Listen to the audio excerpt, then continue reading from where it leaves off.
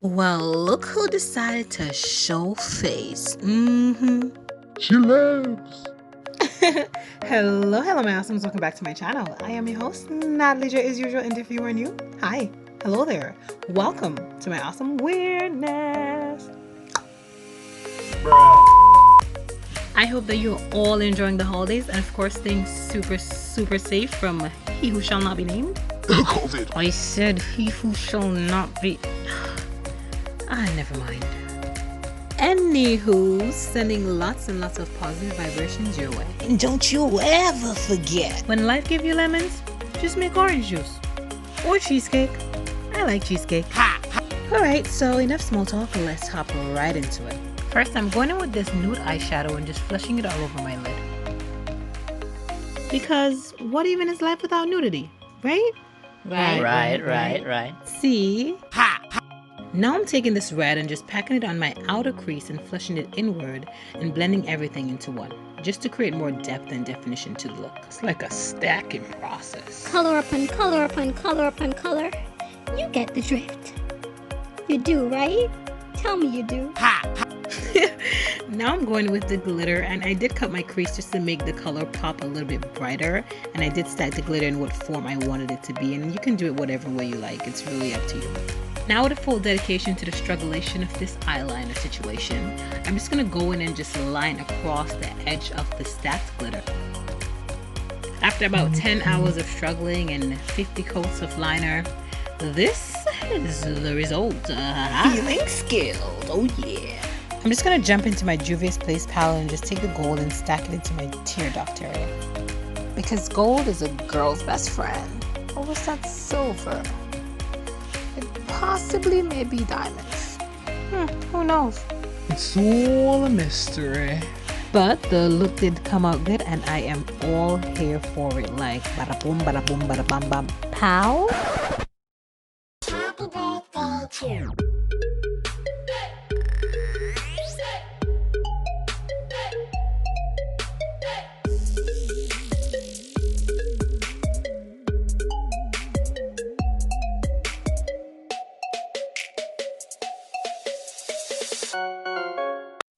Wait, did I just get party crashed?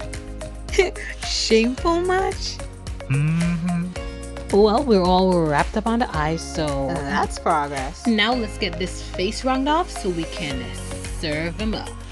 Taking my black opal stick foundation, I'm just gonna apply it all over my face and just go from there with a sponge and some water.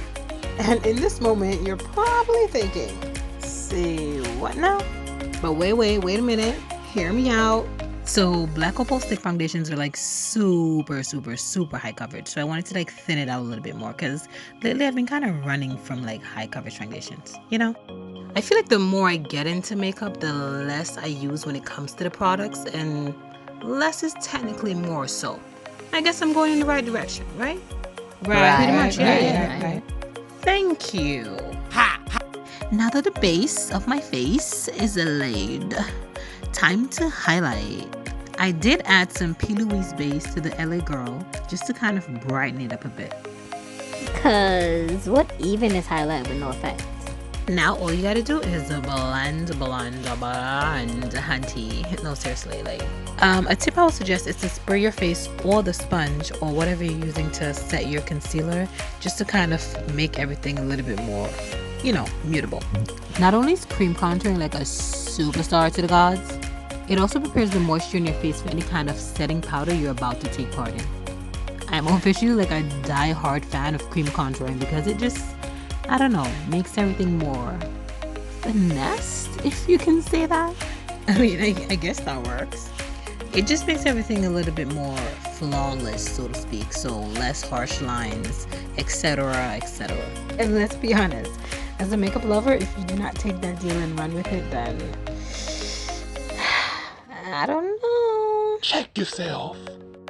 All I'm saying clearly in repetition right now is that cream contouring will save your life. Trust me, try it, do it.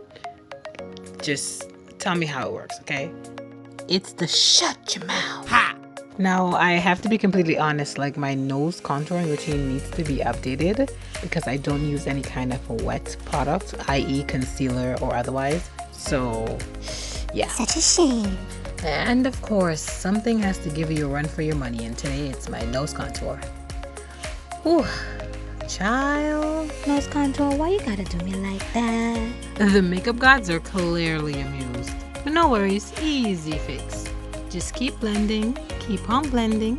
Blend, blend, blend, blend, blend, blend, blend. Wait, did you blend?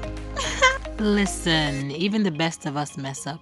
So, skill or not, it's kind of a learning process for us all day to day, you know? Message. So come on, join the bandwagon of the aspiring to-bees. For the dreams will never die. Until then, let us bake. What I usually do is put one thin layer down first to set, and then I put ample amounts after to bake. Sometimes I take it off quickly, sometimes I let it stay. It's really how the moment pans out. Here I'm using the brown color in the Juvia's Place palette to contour. You can use whatever you have in your collection. It doesn't really matter. It just really applies to you and your particular routine. Listen to this color to contour. Just gives me life. Ha! Child, I am clearly haunted, okay? So let's move on. I did go back in with some translucent powder on my highlight points just to kind of fluff everything out a little bit and make it, you know, a little bit more seamless. And bam!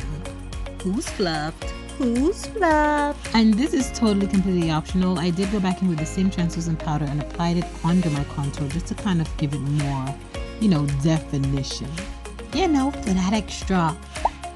Ha! The sun is officially up. Come through, Fenty. Can we just take a moment to appreciate this? Like, yes, yes. I'm now going in with my Fenty and just applying it to my highlight points wherever you want it to be. Sometimes people go closer to their eyes, sometimes they stay just on the cheek. Listen, I like to glow like the sun, honey, so you already know. Let's not forget the brow bones.